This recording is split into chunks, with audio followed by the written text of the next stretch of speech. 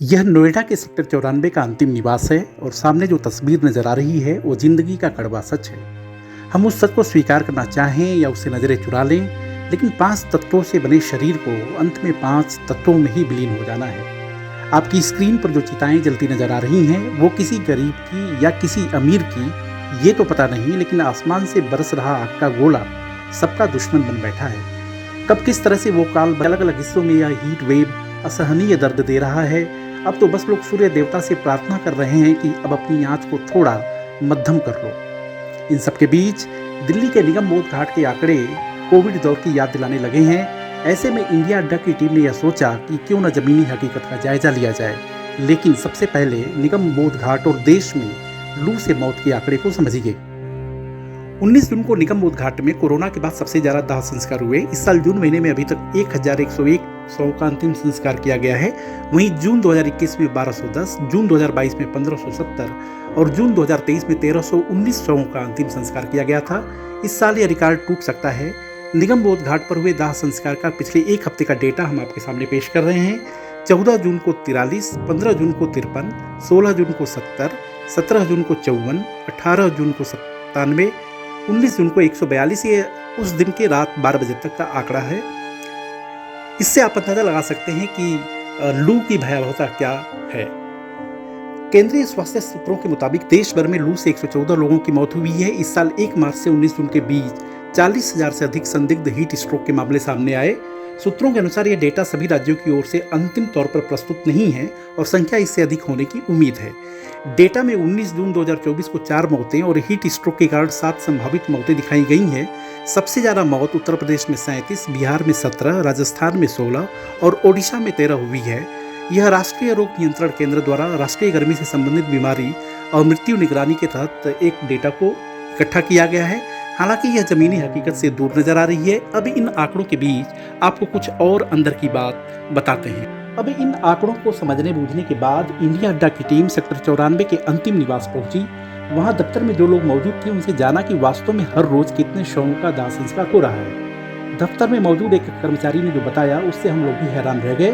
उस कर्मचारी के मुताबिक सामान्य तौर पर अंतिम संस्कार के लिए कुछ 36 प्लेटफॉर्म बनाए गए हैं। आमतौर पर हर रोज 10 शवों का अंतिम संस्कार होता है, लेकिन 18 और 19 जून का आंकड़ा बताते हुए वो परेशान सा लगा।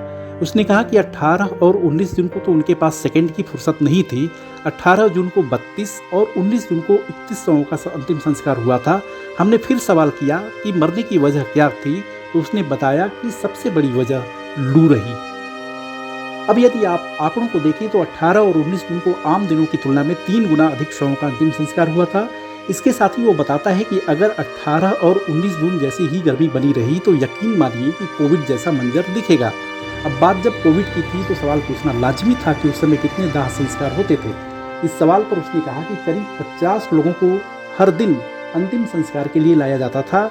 यानी कि अगर लू में कमी नहीं आई तो हालात और डरावने हो सकते हैं। इसके साथ ही वो यह भी कहता है कि आप एक बार पोस्टमार्टम हाउस की तरफ नज़र मार दीजिए। हमने पहले ये सोचा कि अब पोस्टमार्टम हाउस जाने की ज़रूरत क्या है, लेकिन हम लोग वहाँ गए।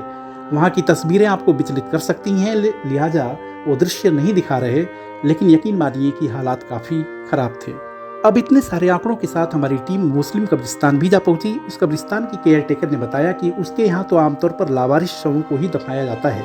कब्रिस्तान की केयर टेकर के इस जवाब को सुनने के बाद वो लावारिस शब्द का इस्तेमाल क्यों कर रही है, ऐसे में हमने सोचा कि इस सवाल का जवाब अस्पताल से बेहतर कहाँ मिल सकता है। इंडिया अड्डा की टीम डिस्ट्रिक्ट हॉस्पिटल नोएडा पहुंची। जिला अस्पताल के कैंपस में लाइन से एम्बुलेंस खड़ी थी, उसके चालक भी थे। सवाल वही कि इस समय कितने मरीजों को और किस तरह के मरीजों को अस्पताल ला रहे हो। पहले तो वो बोलने से कतराते रहे, लेकिन बार बार पूछने के बाद कहा कि आप ऐसे समझ लो कि इस समय काम बढ़ गया है। खासतौर से 19 जून को हालात बेहद खराब थे। हर दिन वो औसतन 1 से 2 मरीज लाया करते हैं, लेकिन इधर कुछ दिनों से कम 7 से 8 मरीजों को वो ला रहे हैं, जिसमें से ज़्यादातर की मौत रास्ते में ही हो जा रही है। उनसे फिर एक सवाल था कि कुल कितने एम्बुलेंस काम कर रही हैं। उनके मुताबिक प्राइवेट और सरकारी दोनों मिलाकर एम्बुलेंस की संख्या करीब 30 है। ऐसे में आप अंदाज़ा लगा सकते हैं कि डिस्ट्रिक्ट अस्पताल में कुल कितने मरीज आ रहे होंगे। बात थोड़ी और आगे बढ़ी तो हम अस्पताल के दफ्तर भी पहुंचे। वहां बैठे कर्मचारी ने 20 जून का जिक्र करते हुए कहा कि पोस्टमार्टम के लिए 20 जून को 20 बॉडी भेजा है। इस जवाब के बाद हमने थोड़ा और कुरेदा तो उसने ये बताया कि आमतौर पर पोस्टमार्टम के लिए 3 से 4 बॉडी हर रोज़ भेजते हैं, लेकिन गर्मी और हीट वेव की वजह से संख्या बढ़ गई है। अब बात जब गर्मी और हीट वेव की हुई तो सवाल फिर वही था कि समाज का कौन सा तबका ज़्यादा शिकार हो रहा है। चेहरे पर संवेदनहीनता के साथ जवाब यही था, गरीब और कौन।